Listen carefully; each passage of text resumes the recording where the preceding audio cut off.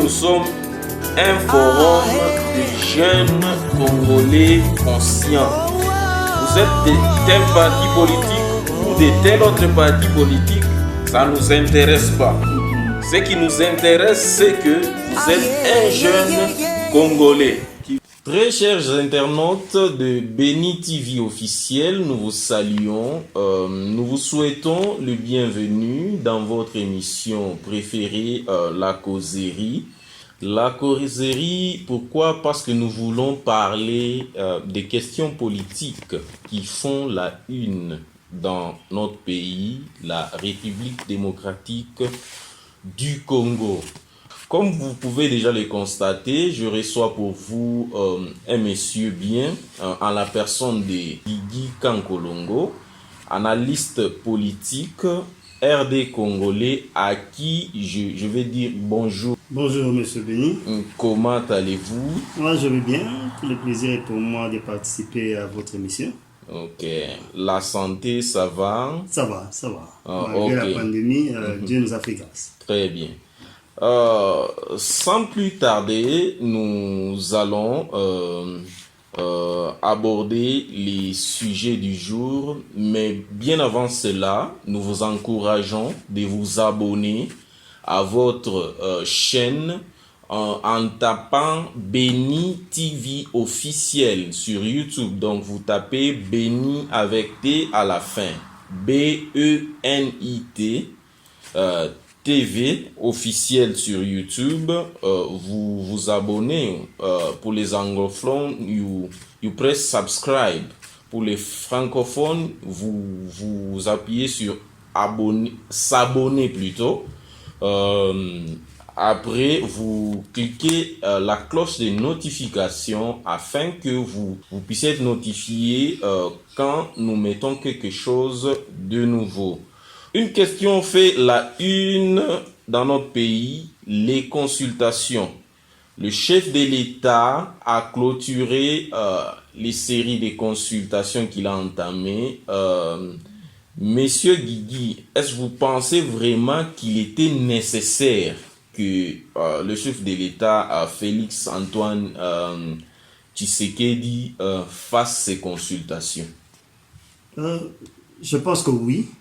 Parce que la dérive que prenait notre pays, déjà surtout avec la prestation de serment de juge constitutionnel, il a fallu que le président puisse prendre des décisions et qu'il puisse s'assumer comme lui, le président de la République. Très bien. Et je pense que dans son chef, il s'est dit que prendre une décision directement comme ça, là, par lui-même, peut-être qu'il serait mal compris par la population. C'est ainsi que je crois qu'il a voulu consulter la population par ses représentants, ceux qui drivent les opinions. Les opinions, effectivement. Et il a réussi. Parce qu'il a consulté presque toutes les classes sociales de notre pays, en commençant par les politiciens jusqu'aux mamans maraîchères. Ça a été nécessaire qu'il puisse le faire. Et comme ça, il prendra des décisions qui pourront aller dans le sens qu'attend notre peuple. Est-ce vous pensez vraiment qu'il fallait adopter cette voie pendant que le chef de l'État a une multitude de conseillers autour de lui? Est-ce prendre une décision peut-être de divorcer avec ses alliés politiques, il fallait nécessairement inviter tous ces gens autour de lui? Vous savez, les alliances politiques sont faites pour satisfaire aux besoins primaires de la population. Si une alliance qui a été faite en politique pour gouverner l'État n'arrive pas à satisfaire la population, je pense qu'on se doit de rentrer vers cette population pour mieux la comprendre. Parce qu'on peut être en alliance pensant qu'on fait mieux pendant que la population ne se retrouve pas. Alors, il serait mieux de rentrer vers la population, écouter la population et puis redéfinir la politique. Okay. C'est vrai que le président s'est retrouvé en alliance avec le FCC. C'est pas que c'était des gaietés de cœur qu'il a fait. Est-ce qu'il était vraiment contraint de s'allier avec les gens du FCC? Oui. Okay. Vraiment, les termes que vous avez choisis est à sa place. Okay. Le président a été contraint par le résultat des élections de décembre 2018. Oui. Ça l'a contraint à aller en coalition avec ses ennemis ou adversaires politiques d'hier. Parce que nous devons reconnaître que le FCC se retrouve majoritaire au Parlement et lui est président de la République, venant de l'UDPS en ce moment. Alors, pour gouverner le pays, il ne pouvait que se mettre ensemble. Il ne pouvait que se mettre ensemble, c'est une obligation constitutionnelle pour gérer le pays. Mais est-ce que la question que nous devons nous poser aujourd'hui est de savoir, est-ce que cette coalition marche? Est-ce qu'elle répond aux besoins de la population? Effectivement. Je crois que c'est là que le président, par son discours de 6 minutes, je crois que ce discours sera historique dans notre pays, par son discours, il nous a informés. Moi, je ne pense même pas qu'il nous a informés. Nous savions, parce que nous, déjà, comme population, on était en train de décrier ça. Nous savons que ça ne marchait pas. Et lui nous a aussi rejoint pour nous dire, voilà, ça ne marche pas. Je suis bloqué ici. Les institutions ne marchent pas. Pourquoi? Alors, il a voulu... Parce qu'il est en coalition. Ouais. Ok, merci. Vous avez bien entendu, il fallait revenir vers la population que vous représentez pour se ressourcer auprès de vous pour que les décisions qui seront prises par les présidents de la République soient participatives. Du point de vue inclusivité, est-ce que vous pensez vraiment que ces consultations ont été inclusives? Donc, on a inclus toutes les couches de la population. Bien sûr que les consultations ont été inclusives, mais pas unanimes. C'est ce que je dis. C'est-à-dire, toutes les couches de la population ont été représentées. Mais bien sûr qu'il y en a qui, par leur propre choix, ont refusé. Pardon, je ne vous coupe pas parce que le président avait promis qu'il va consulter les couches politiques et sociaux, bien sûr, mais il a mis un point sur quelque chose les plus représentatifs. Le FCC, c'est quand même une couche politique représentative dans notre pays. Non, bien sûr. Et c'est ce qu'il a fait. Il a consulté les représentants des couches sociales de notre pays. Il a consulté les politiciens, il a consulté les maraîchers, il a consulté les musiciens, il a consulté toutes les couches de notre population par ses représentants. Très bien. Qui sont dans les institutions et ceux qui ne sont pas dans les institutions. Très bien. C'est vrai que le FCC est une portion représentative de la classe politique, mais on ne pouvait pas les obliger. Ils ont fait le choix de ne pas venir. Alors, on ne peut que les comprendre. Et dans leur chef, quand vous voyez depuis 2 ans comment ils évoluent, eux, ils cherchent à démontrer. Moi, par contre, quand les gens parlent de blocage, moi, je pense que le FCC ne bloque pas, mais le FCC cherche à démontrer dans l'opinion que le président n'a pas le pouvoir. Très bien. C'est ça leur comportement. Très bien. Leur comportement va plus dans la démonstration du pouvoir qu'eux détiennent. Le bras de fer. C'est ceux qui sont en train de se comporter de la manière que la population puisse comprendre, voir que Félix Tshisekedi n'a pas le pouvoir. Parce qu'il ne faut pas oublier que notre pays a évolué dans un système de pouvoir très fort de président. Nous avons eu le maréchal Mobutu qui a été un président très fort et craint. Après lui, nous avons eu Mouzé.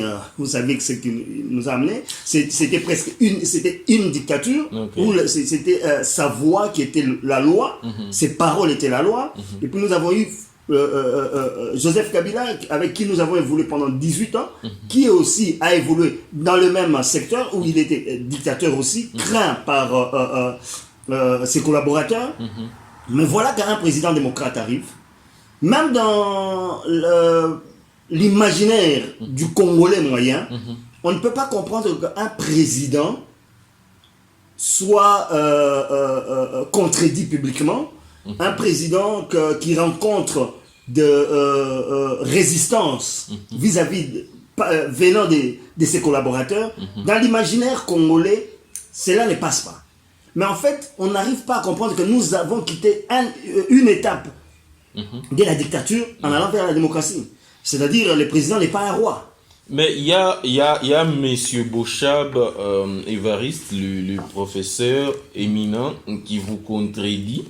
Eux qui ont écrit la Constitution, je ne sais pas s'il y a un langage codé, qui dit publiquement d'ailleurs que le Premier ministre a plus de pouvoir que le président de la République.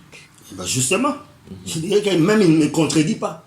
Il est en train de soutenir ce que je viens de dire. C'est-à-dire, pour eux, ils veulent nous démontrer que le président n'a pas de pouvoir. Voilà encore une autre manière de faire passer leur message. Mais nous savons tous que, du moins pour ceux qui lisent et qui sont intéressés à la politique, que le président, c'est lui qui a le pouvoir suprême. Le premier ministre n'est que... les termes utilisés par un analyste, un professeur, pour ne pas les citer, Tshilombaï, qui a dit que le premier ministre n'est qu'un commis. C'est-à-dire, c'est lui qui décide, c'est le président.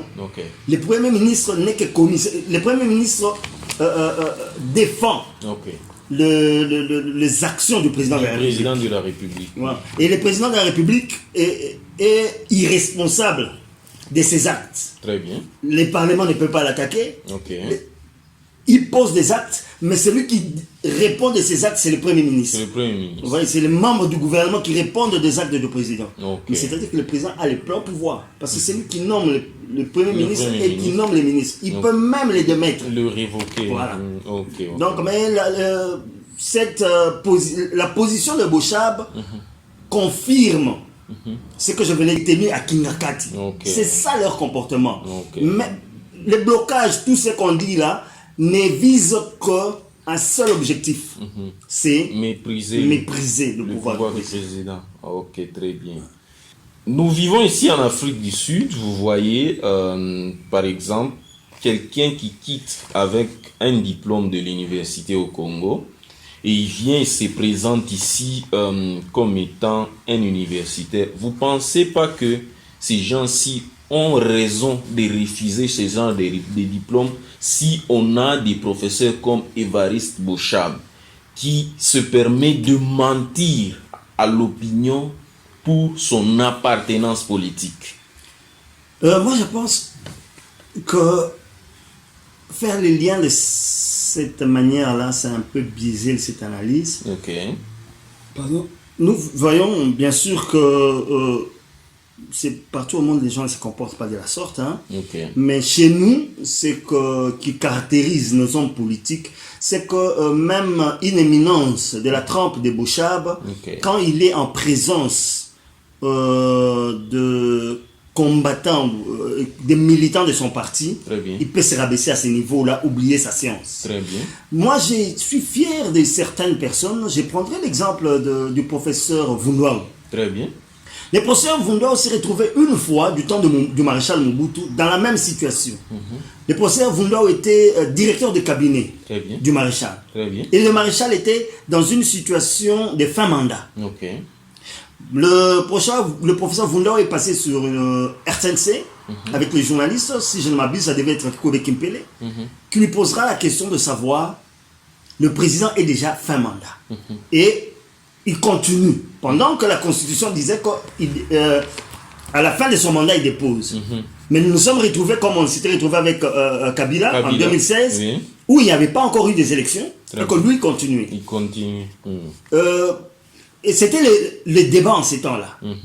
On a posé la question à Vundwaou. En tant que militant, directeur de cabinet, il défendait la position du président.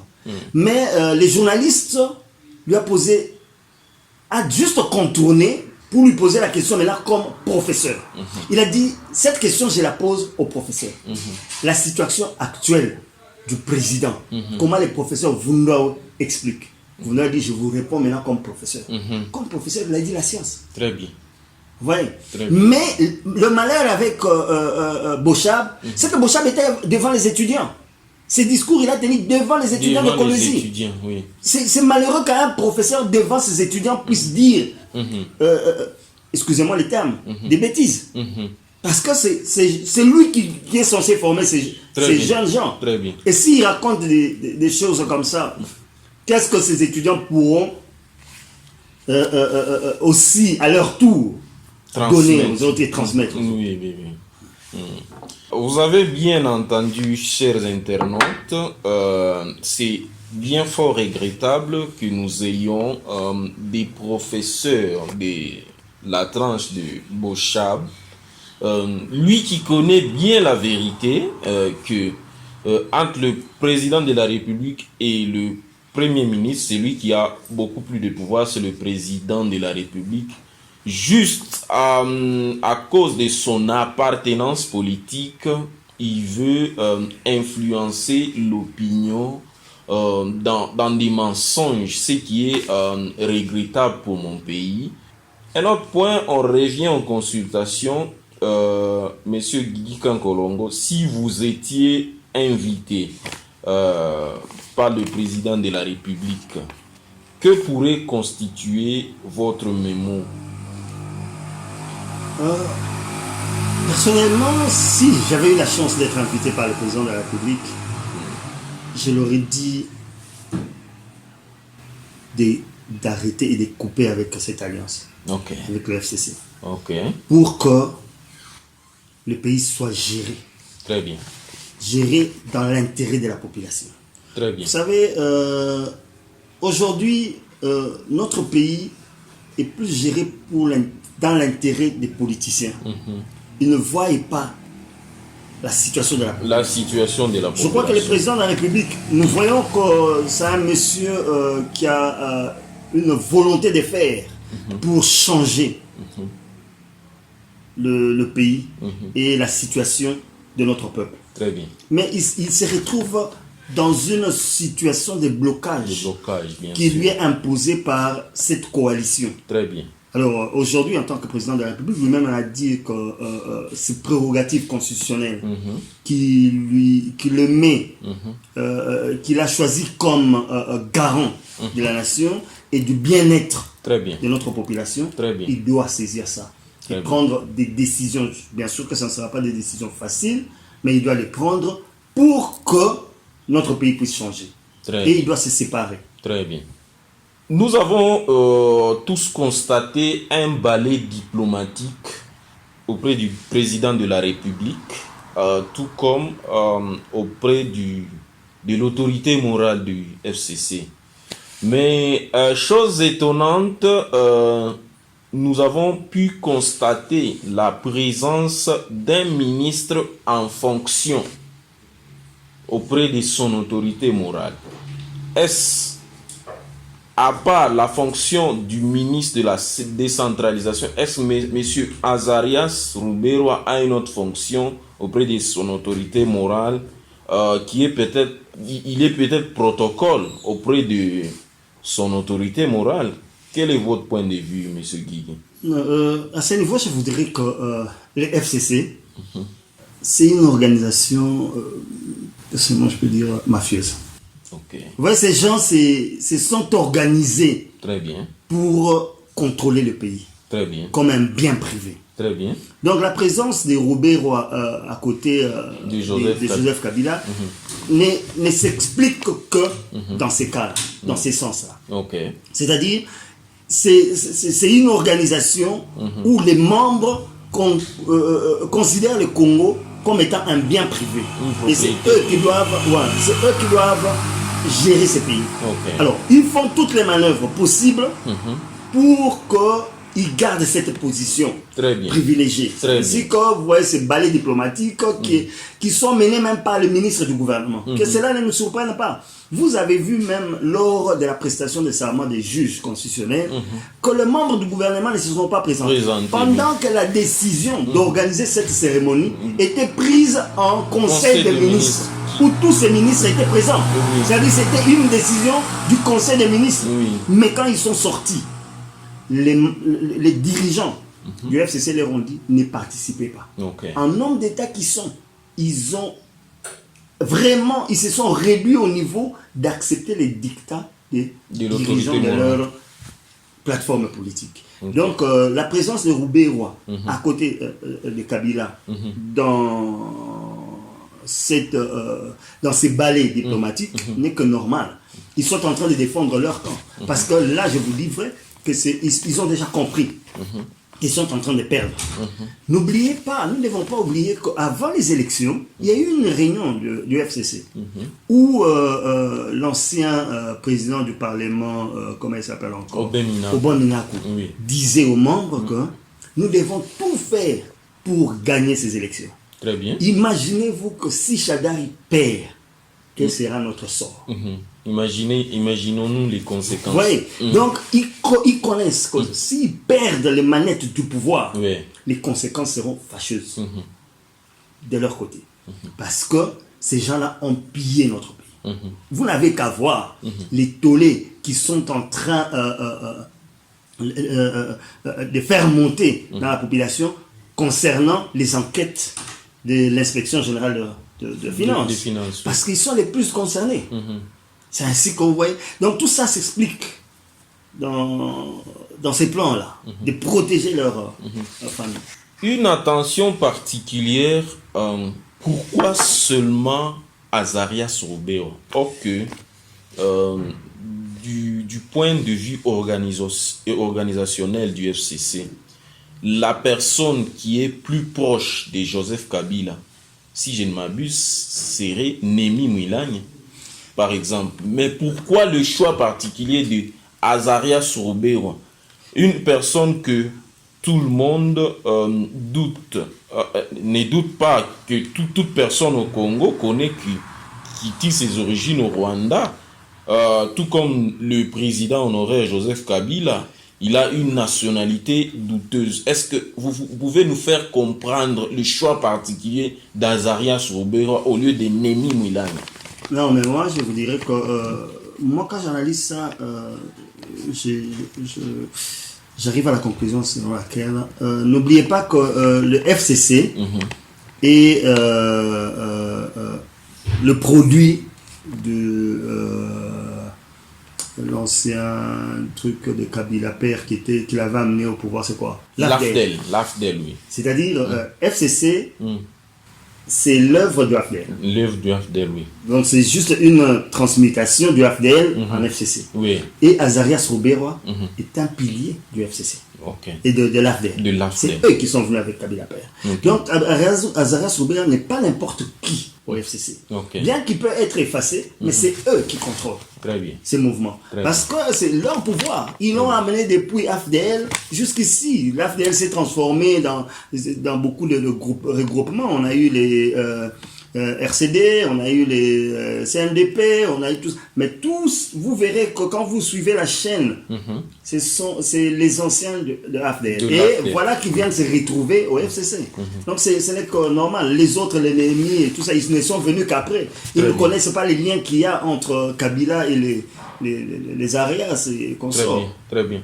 Une attention particulière au propos d'un monsieur, un kabiliste, en la personne de monsieur Barnabé Milingagno.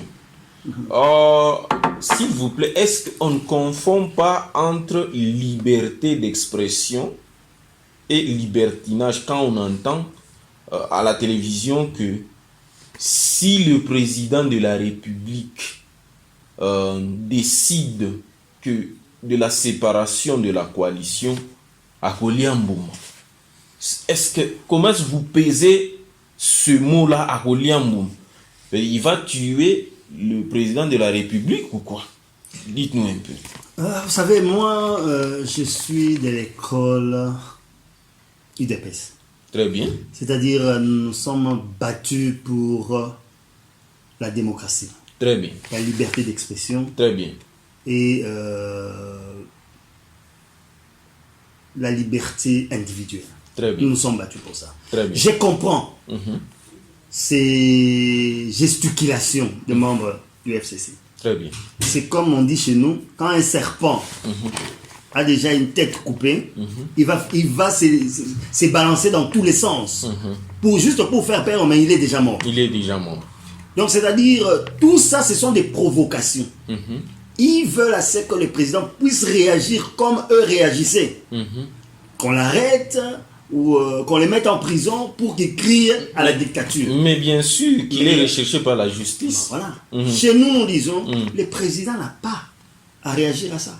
Il y a des institutions commises pour ça. Ok. Oui, il y a des institutions, si on l'appelle, si réellement il a usé de sa liberté et que la loi le permet, on va le laisser. Mais s'il a outrepassé ses droits, il va répondre de cela devant la justice.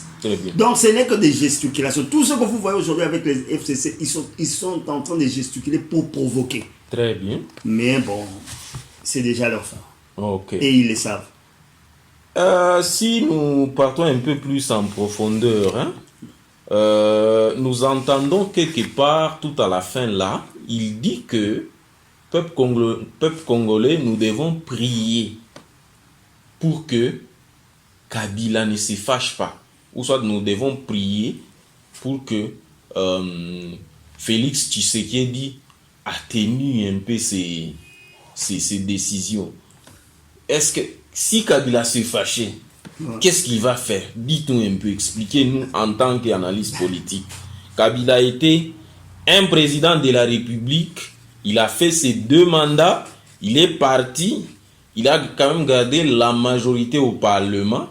Mais qu'est-ce qui explique que si on divorçait de lui, on doit craindre sa colère? Non, je reviens encore à vous dire que ce sont des gesticulations. Très bien. Inutiles. Très bien. Ils pensent faire peur. Ils ne feront peur à personne. Très bien. Ils oublient que Kabila était président dans ce pays. Très bien. Avec la toute-puissance. Très bien. La toute-puissance étatique. Très Donc bien. il contrôlait l'armée, la police, les services. Mais il n'a pas fait peur. Très bien. L'UDPS a résisté. Il a combattu. Très bien. Mais c'est aujourd'hui qu'ils vont faire peur. Ils ne pourront pas. C'est juste des gesticulations. Comme je vous dis, leur politique, ils l'ont basée aujourd'hui sur une manipulation de la conscience du peuple. Très bien. C'est vrai. Un peuple qui était habitué à avoir des président tout-puissant, ou les présidents presque rois, voire un président démocrate à qui on peut s'opposer publiquement, quelque part ça les trouble. Et quand ils viennent et nous disent, oh, d'ailleurs si Félix est là, c'est par la volonté de Kabila, parce qu'il y a eu un deal, comme on appelle, il y a eu une entente entre Kabila et c'est Kabila qui a accepté qu'il soit là. Tout ça, c'est pour désorienter notre population. C'est justement pour désorienter notre population. Et ils savent. Sûrement, quand ils ont fait ça, ils ont minimisé la capacité politique de l'UDPS. Parce qu'ils l'ont fait avec le Palou. Ils ont utilisé les Palous et ils l'ont pratiquement tué politiquement. Ils ont espéré aussi le faire avec l'UDPS. Mais c'était sans compter avec la ferveur et la ténacité des combattants de l'UDPS. Pas des cadres de l'UDPS, mais les combattants de l'UDPS, la base de l'UDPS. Politiquement, ces gens sont les mieux formés de notre République sur le plan politique. Aujourd'hui, ils les démontrent. Et le FCC est en perdition. Et c'est ainsi qu'ils tirent dans tous les sens. Mais malheur à eux. Très bien.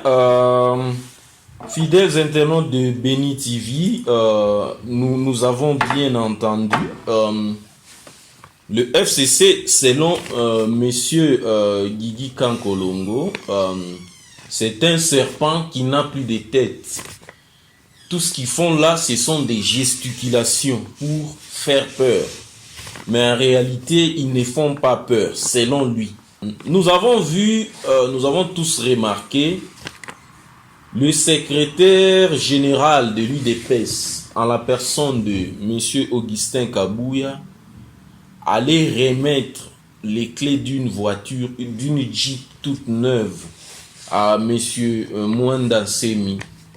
Lui qui faisait des déclarations autrefois que la première dame était une Rwandaise, aujourd'hui on lui remet une Jeep toute neuve. Est-ce ce n'est pas une façon de les corrompre pour qu'ils se taisent ou quoi? Dites-nous un peu, monsieur Guigui. Les corrompre, pourquoi? Moi, dans Semi, n'oubliez pas qu'il n'y a pas longtemps qu'il était interné au CNP. C'est comme ça qu'on appelle, hein? CNPP, là où on soigne les problèmes qui ont des problèmes de la tête. Oui.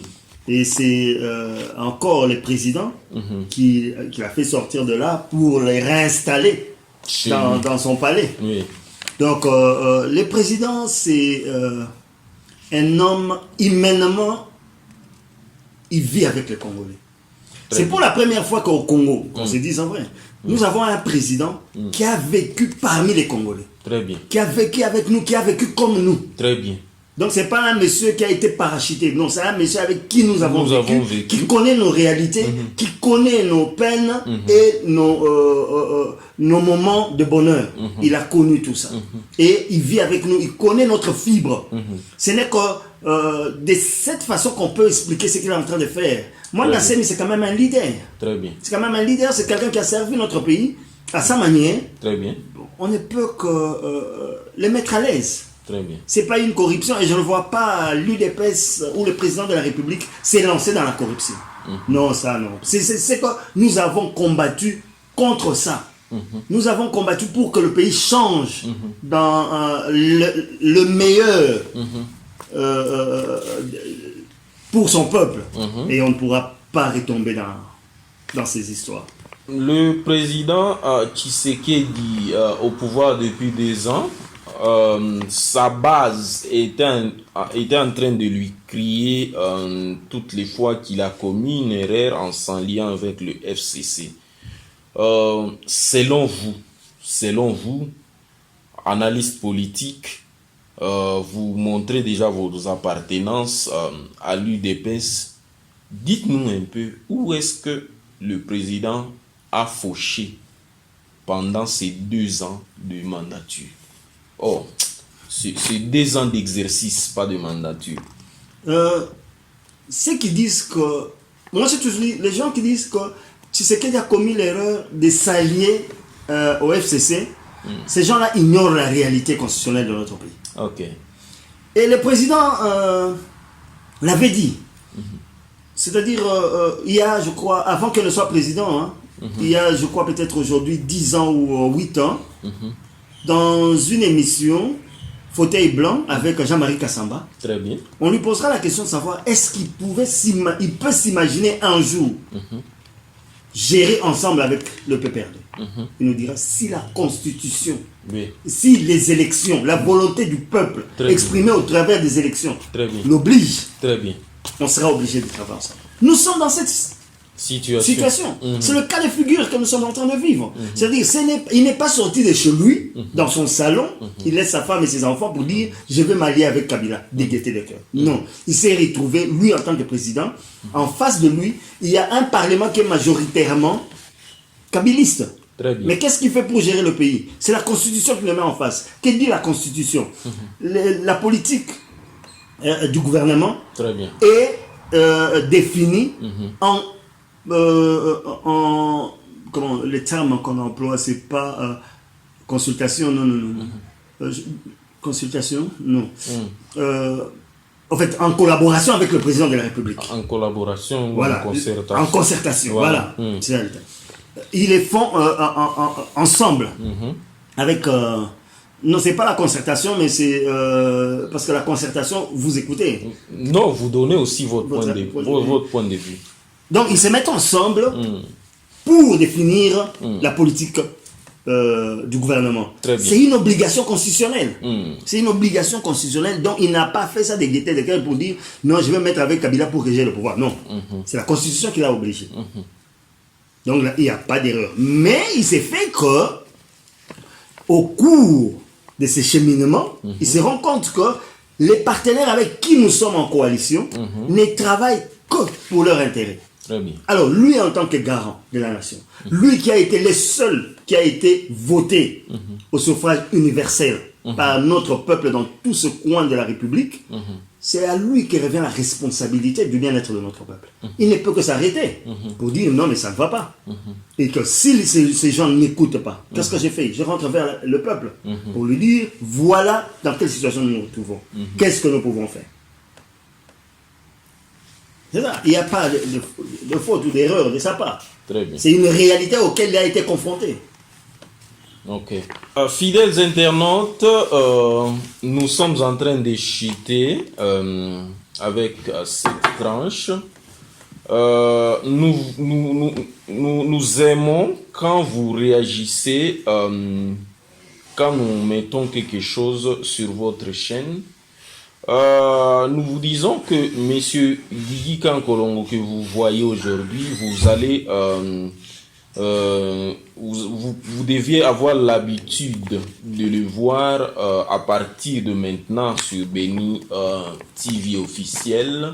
Une dernière question, est-ce que vous disiez que vous venez de l'école de l'UDPS? Est-ce que vous êtes toujours membre effectif de l'UDPS ou vous avez déjà quitté, vous avez d'autres fins politiques, mais vous gardez quand même les enseignements de l'UDPS? Non, pour le moment, je suis toujours un membre de l'UDPS. Très bien. Il m'est arrivé à un certain moment de quitter l'UDPS. Très bien. Mais je reviens toujours à mes amours. Vous revenez parce que vous avez maintenant, parce que vous constatez que vous avez commis une erreur en quittant l'UDPS et que vous êtes revenu à la raison. Non, il y a longtemps que je suis revenu, hein, c'était même avant les élections, hein, même bien longtemps avant les élections. Très bien. Quand j'ai dit que j'avais quitté, c'est que c'était même en 2006 que j'ai eu un moment quitté. Vous savez, c'est que... Vous êtes allé tenter ailleurs. de l'autre côté. C'est-à-dire qu'à un moment, j'ai fait des jugements tels que, vous savez, on peut faire de mauvais jugements. On s'est dit que non, mais l'UDPS là est en train de traîner le pas. Et pendant qu'il y a un groupe politique qui vient, presque avec les mêmes idées que l'UDPS, très bien, mais un peu plus dynamique, vous dites qu'on peut réaliser les idéaux qui sont à l'UDPS, on peut les réaliser avec ce groupe. Très mais bien. Quand vous entrez dedans, vous trouvez que ce sont les mêmes histoires que vous avez combattues qui sont dedans.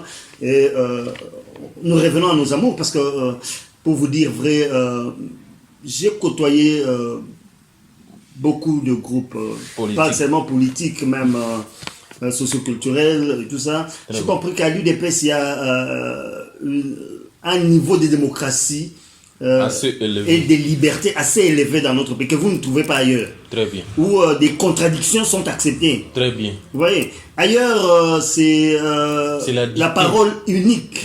Vous tous, la pensée est unique. Vous tous, vous devez penser de la même façon que le leader. Très bien. La différence avec l'UDPS, aujourd'hui même le président de la République peut être contredit par un simple combattant de l'UDPS pour dire, président, la voie que vous prenez là, elle est contraire aux idéaux de notre parti. Très bien. Il n'y a qu'à l'UDPS qu'on voit ça. Très bien. Très bien. Merci de nous avoir suivis. C'est par ici que nous allons boucler cette émission. Nous disons merci à l'homme derrière la caméra, Némi, pas Némi Mouilania. Nous allons vous faire découvrir son autre nom. Un clin d'œil spécial à Désiré Mukombozi, un clin d'œil spécial à Victor Chisabindouba. Est-ce, monsieur Guigui, vous avez un mot de la fin pour nos internautes? Comme mot de la fin, c'est juste encourager notre peuple. Très bien. Qui reste vigilant. Très bien. Parce que les changements est en train de venir. Très bien. Pour ne pas dire qu'il est déjà là. Très bien. Et le meilleur pour notre pays n'est plus loin. Comme le slogan de l'UDPS les dit, tenons bon, nous avons vaincu. Très bien. Ok. Comme nous vous l'avions dit tout au début de l'émission, vous qui désirez vous abonner sur votre chaîne, tapez sur YouTube Béni TV officiel, Béni avec T, c'est-à-dire BENIT, TV officiel. Et après, vous allez voir une photo avec un logo bleu. Les écrits sont en rouge. C'est bel et bien la chaîne que vous êtes en train de chercher, parce qu'il y a tant de bénis sur YouTube. Nous ne devons pas les refuser parce que nous avons un nom qui est presque populaire. Nous devons l'admettre. Donc vous abonnez pour que vous soyez notifiés quand nous mettrons quelque chose de nouveau. Merci de nous avoir suivis et à la prochaine.